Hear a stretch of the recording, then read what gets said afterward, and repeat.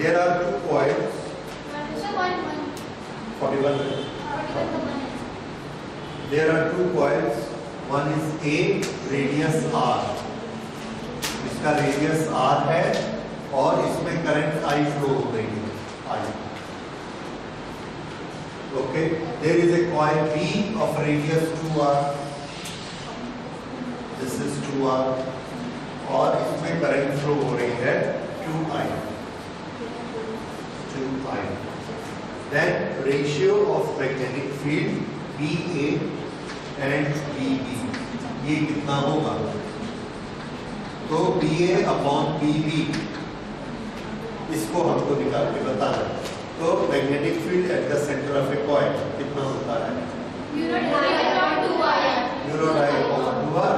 तो इसको क्या लिखेंगे? U naught I upon 2R divided by U naught 2I upon 2 into 2R. So this is cancelled. U naught I upon 2R 1 to 1. Right? तो क्या answer आएगा हमारा? 1. ये इसका आंसर आएगा। This is answer 1. ओके, ये कुछ समय पहले पूछा गया था। अब एक और क्वेश्चन देखिए जो पहले इसमें आ चुका है एग्जाम में। A particle of mass and charge Q moves with constant velocity v along positive x direction. ये एक चार्ज है Q और ये पॉजिटिव x डायरेक्शन में जा रहा है और इसकी वेलोसिटी कितनी है? v. Okay. Along positive. It enters a region containing uniform magnetic field B directed along negative z direction.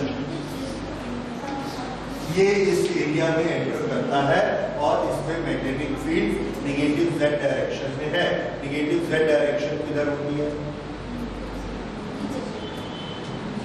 नीचे पाई है।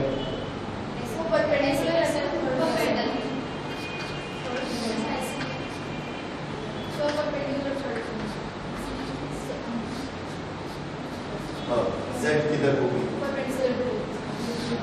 Perpendicular to both. अब प्लस z किधर है और माइनस z किधर है? एक है अंदर की तरफ जाती हुई और एक है बाहर की तरफ आती हुई। तो बताइए प्लस z किधर लेना, माइनस z किधर लेना?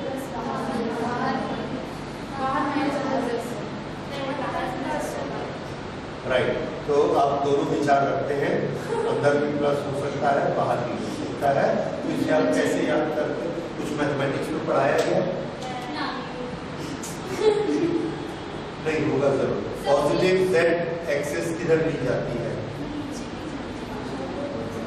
मैथ्स तो पढ़ते ना, उसमें ये नहीं आता पोटेंशियल। z प्लस किधर है? ये नहीं आता। x प्लस किधर होता है? राइट, ऐसा लेते हो ना। और माइनस इधर y का प्लस ऊपर, तो z ऊपर तो होता ही नहीं है। z अंदर और बाहर, उसको अंदर वाला बोलते हैं। कैसे पता लगा? ठीक है, एनीवे देखिए एक चीज आपको पक्का मालूम है, वो है I क्रॉस J। क्या होता है? K। I cross J is equal to K. दूसरा वेक्टर को क्रॉस करने का, हाथ घुमाने का तरीका भी आपको आता है। ये पाम किधर रखेंगे? I की तरफ। I किधर है? X का प्लस। फिर हम इसको घुमाएंगे Y की तरफ जिधर Y प्लस है, J। I cross J। I cross J करने के लिए हमको इधर इसको घुमाना है। किधर? ऊपर की नीचे? ऊपर घुमाना है। ऊपर घुमाने के लिए हाथ मुझे ऐसा करना पड़ेगा या ये दूसरी पोजीशन ऐसा करना पड़ेगा। ये क्या है? I। ये क्या है? J। ये क्या है? I plus J and plus K। और K किस में होता है? Z। ये है Z। हाँ जी, और उससे हमने क्या बनाया हुआ है, I cross J is equal to K। अच्छा फिर सुनिए, J cross I is equal to minus K, ये है J, K किधर है, K देखो ये किधर आया, J cross I is equal to minus, तो ये क्या है माइनस है, और I क्रॉस J करेंगे तो प्लस है। समझ आया, अब याद रखेगा, ओके। तो I क्रॉस J से उसको याद रखिए, बाहर की तरफ प्लस, अंदर की तरफ माइनस। तो हमारा क्वेश्चन कहता है कि पार्टिकल मास m³ moves constant velocity v along positive x direction, positive x direction में जा रहा है, and it enters a region with b directed along negative z direction।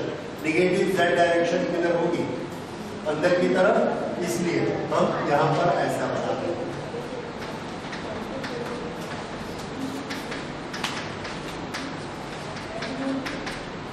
ये है b towards negative z direction, extending from x is equal to a to x is equal to b। ये है x is equal to a और ये है x is equal to b। तो ये वाली चौड़ाई कितनी हो गई, b माइनस a। यहाँ से यहाँ तक b है और यहाँ से यहाँ तक a। ओके, इसके पास चार्ज कितना है q और इसकी वेलोसिटी कितनी है v। आगे क्वेश्चन देखते हैं। The minimum value of v required so that the particle can just enter the region x propose x is more than b। ये बताइए, ये पार्टिकल जब इसमें एंटर करेगा तो इसका मोशन कैसा होगा, will it be a straight line, parabola, circular, कैसा होगा?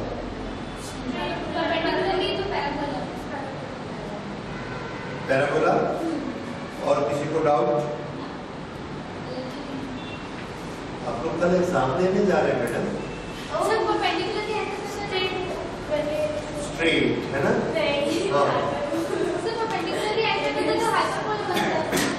अच्छा, हाइपरबोला। और कोई अच्छा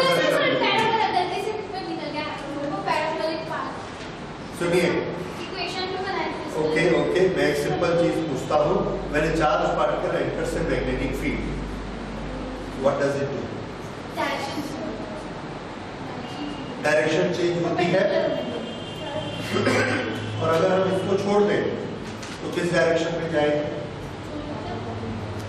इसको हमने ऐसे जाने दिया और यहाँ मैग्नेटिक फील्ड है, यहाँ से चार्ज पार्टिकल गया, ये मैग्नेटिक फील्ड है, चार्ज पार्टिकल। कैसे आप लोग एग्जाम दे रहे हैं?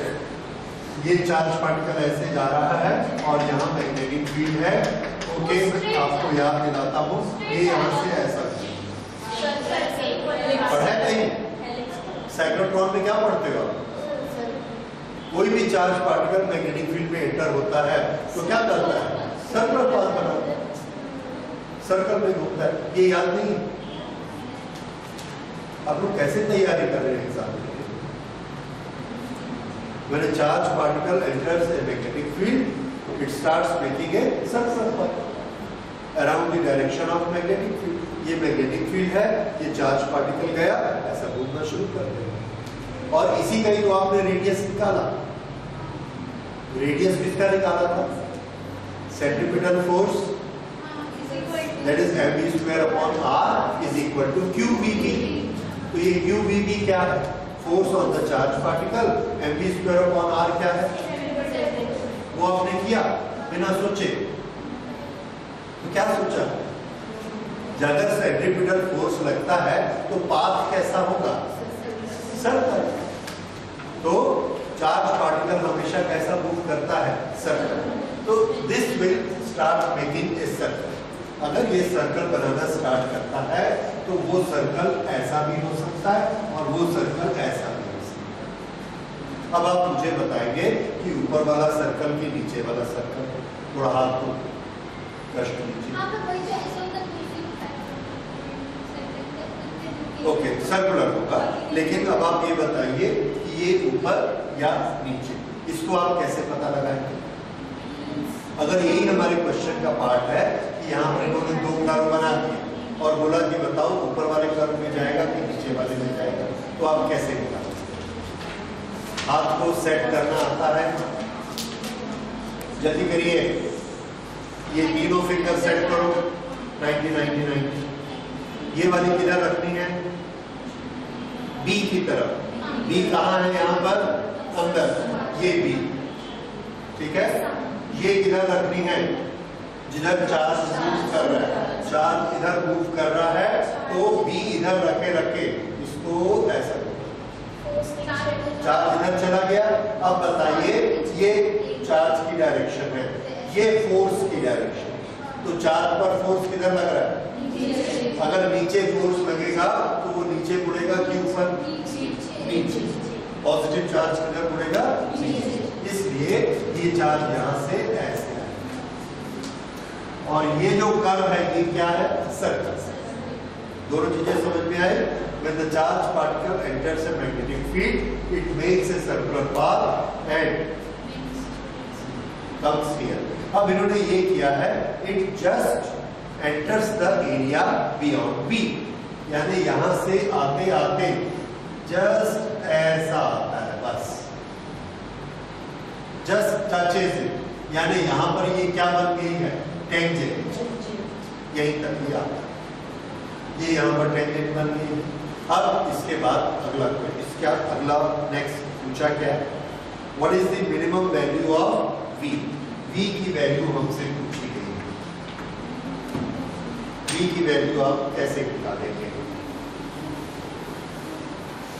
जब ऐसी सिचुएशन दी गई है तो ज्योमेट्री से एक चीज आपको दिखनी चाहिए। एक क्वार्टर सर्कल हम बना रहे हैं, हाँ बिल्कुल, ये और ये वाला डिस्टेंस क्या है? रेडियस। बिल्कुल यही चीज यहाँ बन गई। ये चार्ज ऐसे एंटर कर रहा है और यहाँ जाके ऐसा, इसका मतलब ये क्या है? रेडियस। और ये हमको दिया कितना? तो हमने एक चीज निकाल ली कि रेडियस किसके बराबर है? b minus a। अब हमको वेलोसिटी निकालनी है, QB अच्छा ये फॉर्मूला आपको याद है? Very good. V is equal to QBR upon n, और इसमें R की जगह क्या रख देंगे? B minus. Is it sufficient? Answer मिल रहा है? ठीक है।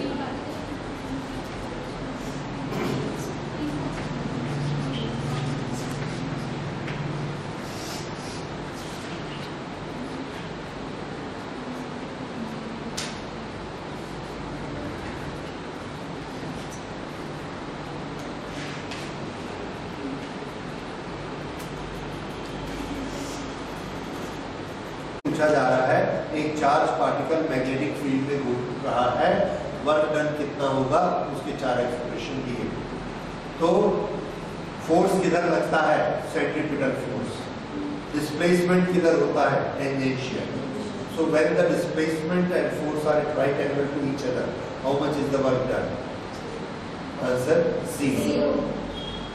ठीक है, फोर्स इधर है और डिस्प्लेसमेंट इधर है, तो वर्क डन क्या होगा?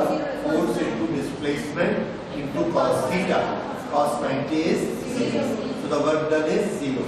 तो पूरे सर्कुलर घूमने में हर समय डायरेक्शन 90 होती है, इसलिए पूरे सर्कुलर पाथ में वर्क डन कितना होता है? 0। इसलिए हमारा आंसर 0 होगा। ये डेरिवेशन एक बार करके हमने आगे से क्या याद कर लिया?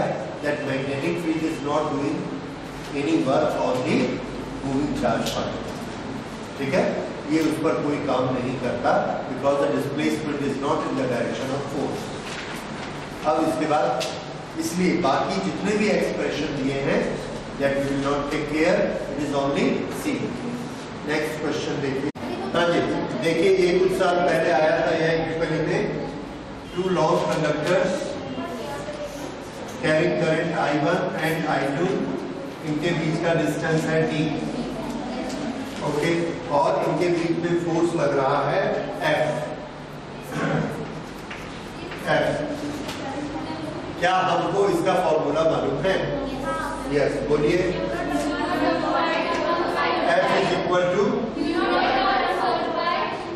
म्यू नॉट अपॉन 4 ये तो कांस्टेंट हो गया। 2I1 I2 upon d, this is force per unit length. F को हम इधर भी रख सकते हैं, इधर भी रख सकते हैं।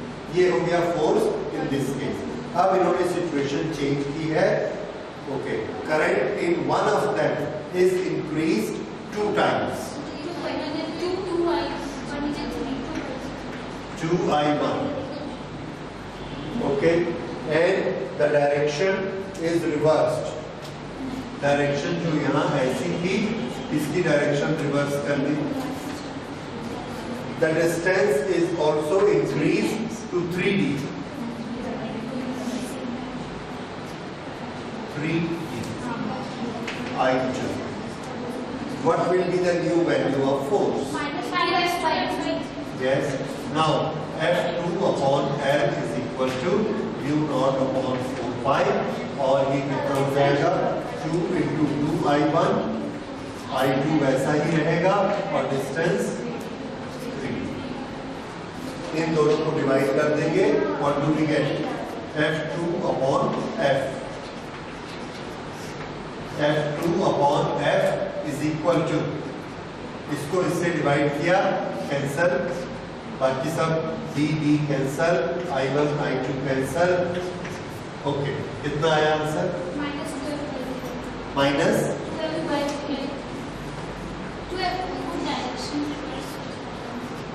-2/3, राइट, दिस, और F को इधर ले आएंगे, so F2 is equal to -2 upon 3F। This is our answer. पहले अगर फोर्स F लग रहा था तो अब फोर्स उससे कम हो जाएगा, 2/3F। तो करंट डबल होने से, देखिए इधर, करंट डबल होने से ये क्या हो गया 2, डिस्टेंस 3 टाइम होने से ये क्या हो गया 3, that is how the force is changed. 2 concentric coils, each of radius equal to 2 pi centimeter are placed at right angle to each other। इसका डायग्राम आपको समझ आया कि नहीं? ओके, एक ऐसा है और एक ऐसा है, इसको ऐसा एंटर कराते जाइए जब तक इसका सेंटर इसके सेंटर पे नहीं आ जाएगा। तो ये इस तरह से बन जाएगा।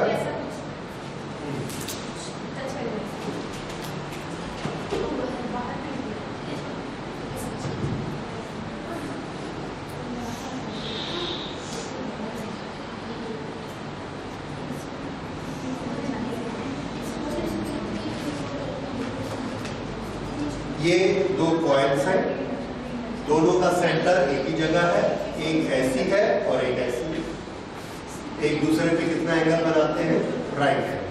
इसके बारे में बात हो रही है। तो सुनिए, 2 concentric coils, each of radius equal to 2 pi, this radius is equal to 2 pi, are placed at right angle to each other। 3 ampere and 4 ampere are the current flowing in each coil। इसमें current जा रही है 3 और इसमें है 4। 3 ampere and 4 ampere are the current in each coil। The magnetic induction at the center, यहाँ पर हमको मैग्नेटिक इंडक्शन की वैल्यू निकालनी है। कैसे निकालेंगे? तो हमारे पास फॉर्मूला कौन सा अवेलेबल है? एक कॉइल के कारण मैग्नेटिक इंडक्शन कितना होता है? म्यू नॉट I अपॉन, अच्छा, magnetic induction is it a scalar quantity और वेक्टर क्वांटिटी? तो आंसर है it's a vector quantity, it has direction. तो हम क्या करेंगे, एक कॉइल के कारण B निकालेंगे V1, दूसरे के कारण निकालेंगे V2, दोनों सेंटर पर निकालेंगे और दोनों को ऐड कर देंगे। वो एडिशन कौन सा लेना? Vector addition. ठीक है, शुरू करिए। पहले वाले की क्वांटिटी निकालिए, डायरेक्शन निकालिए, किधर होगी।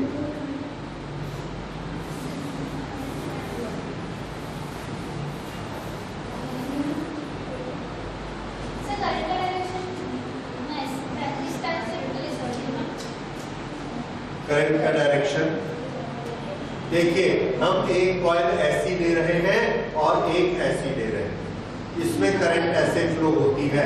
करंट के साथ फिंगर्स को मोड़िए, ये तो मैग्नेटिक फील्ड किधर आया, इस तरफ अलोंग दी एक्स एक्सिस। तो पहले वाले के कारण मैग्नेटिक फील्ड इधर बना, इसका नाम क्या, B1, इसका नाम I1। I1 3 एम्पियर है, तो B1 कितना होगा, vector B1 is equal to mu not I1 upon कितना होता है 2R। ये फॉर्मूला हमने लगाया, ये B1 की वैल्यू।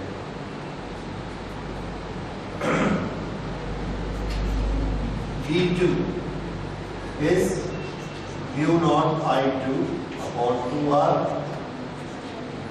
इसकी डायरेक्शन किधर होगी, अगर ये ऐसा फ्लो हो रहा है तो डायरेक्शन किधर है, नीचे।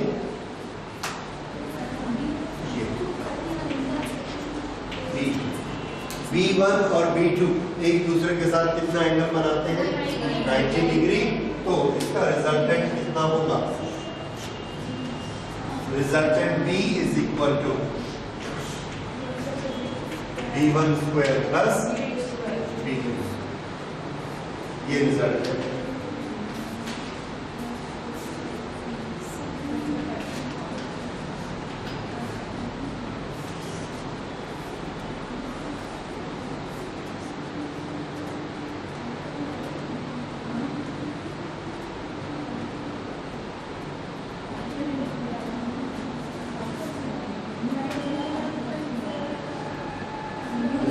निकाल के उसको मिलाइए।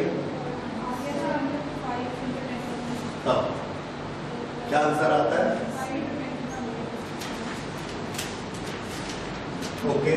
इसमें म्यू नॉट की वैल्यू भी हमको दी गई है, I की वैल्यू भी दी गई है, R की वैल्यू भी दी गई है। इससे हम B1 और B2 निकालेंगे और इससे B की वैल्यू निकालेंगे।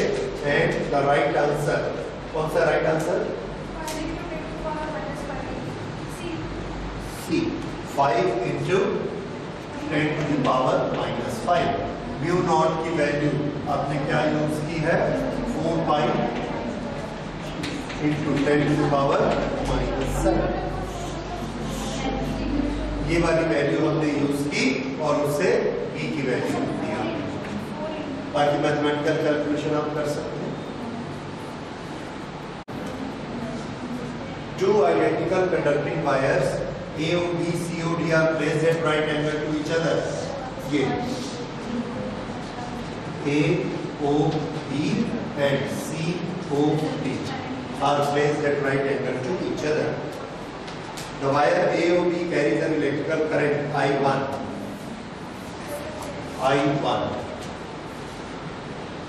COD carries a current I2। COD carries a current I2। The magnetic field on a point lying at distance d from O in a direction perpendicular to the plane of wires। अगर ये x axis है, ये y axis है, तो यहाँ पर z axis होगी अंदर की तरफ जाती हुई। इस एक्सिस पर O से d डिस्टेंस पर, यहाँ से d distance d। The magnetic field on a point lying at a distance d from O in a direction perpendicular to the plane of wires will be given by one of the following expressions। तो यहाँ पर हमको क्या निकालना है, d की value निकालना है। और हमारे जो ऑप्शंस हैं उसमें इस तरह से हमको बताया गया है, I1, I2, B half. Okay, क्या करेक्ट ऑप्शन कौन सा है, B. Mu not upon 2 by d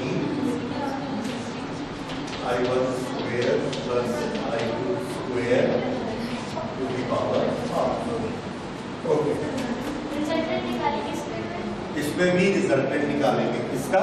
B1 और B2। इस B1 के कारण यहां पर सिर्फ आप इसको देखिए, ये वाली लाइन, ये वाला डिस्टेंस, इसको अभी मत देखिए। तो ये हमको कैसा दिखेगा?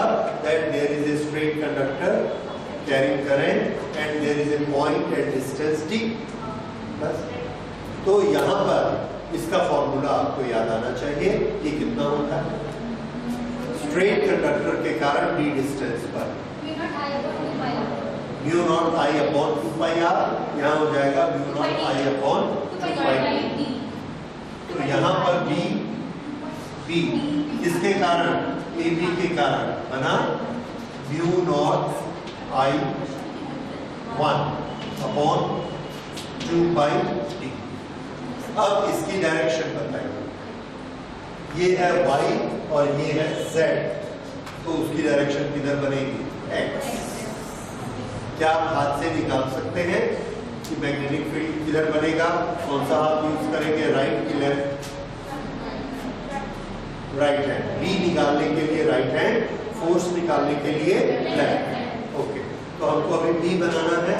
तो B बनाने के लिए हमने ये किया, बियोसावार्ट लॉ आप लगा सकते हैं। करंट ऊपर की तरफ जा रही है, ऐसा करंट ऊपर की तरफ, D अंदर की तरफ, तो B किधर आएगा? ऐसा, that is negative x direction. यहां पर B बना नेगेटिव x डायरेक्शन।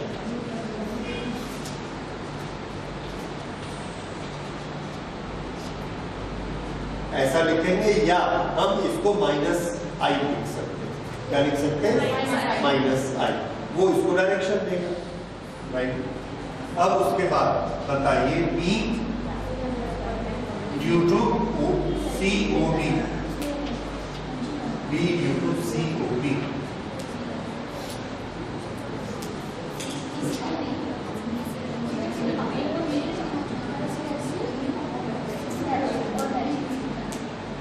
COD ये एक तार है और इससे ये डिस्टेंस कितना है? D।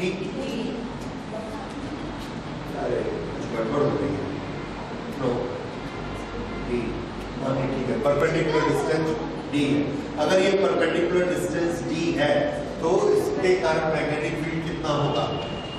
Mu naught I2 upon 2πd। इसकी डायरेक्शन बताइए।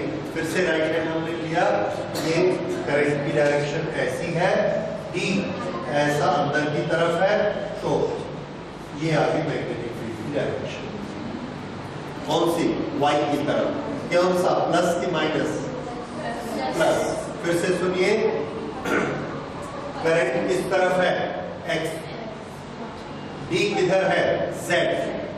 इसलिए B किधर होगा? Y। और ये रूल हमको बताता है, पाम रूल, कि कौन सा होगा? अगर करंट इधर है तो प्लस y, करंट हम ऐसे बना देते तो किधर होता? माइनस। तो ये इसकी क्वांटिटी है और ये है प्लस y। तो प्लस y के लिए कौन सा वेक्टर लगाना है? j। तो i j से कोई खास मतलब नहीं है, ये आ गया। अब इससे हमको एक चीज समझ में आती है i और j से, कि I और J वेक्टर तो है, आपस में इन दोनों की डायरेक्शन एक ही तरफ है कि परपेंडिकुलर है? हाँ, किससे पता लगा? एक के साथ वेक्टर I है और एक के साथ J। तो I किधर होता है? I X की तरफ और J किधर होता है? Y। तो एक X की तरफ और एक Y की तरफ दो मैग्नेटिक फील्ड है, तो इसका रिजल्टेंट किधर बनेगा? Z की तरफ। X और Y उसी प्लेन में ही बनेगा रिजल्टेंट। तो ये पहला वाला बना BAB और ये BCD, तो रिजल्टेंट यहां आएगा। This is the result, B resultant. और B रिजल्टेंट किसके बराबर होगा? This square plus this square. तो अब आप देखिए B resultant is equal to root of, squares करते हैं, इसका स्क्वायर और इसका स्क्वायर करिए। I का स्क्वायर 1 होता है, J का स्क्वायर भी 1 होता है, वो तो खत्म हो गए। माइनस का स्क्वायर प्लस होता है, इसलिए वो भी प्लस हो जाएगा। ओके, अब इनको ऐड कर दीजिए और ऐड करेंगे तो क्या आंसर आएगा? ये कॉमन निकाल लीजिए बाहर, म्यू नॉट अपॉन 2 पाई।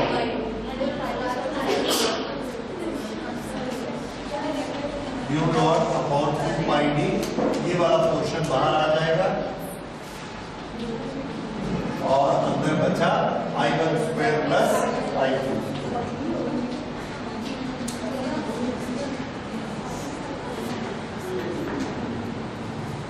तो इस तरह से हमने ये वैल्यू निकाली। रूट के लिए हम यहाँ लगा सकते हैं पावर हाफ, इसको हटा के, and now it matches this solution.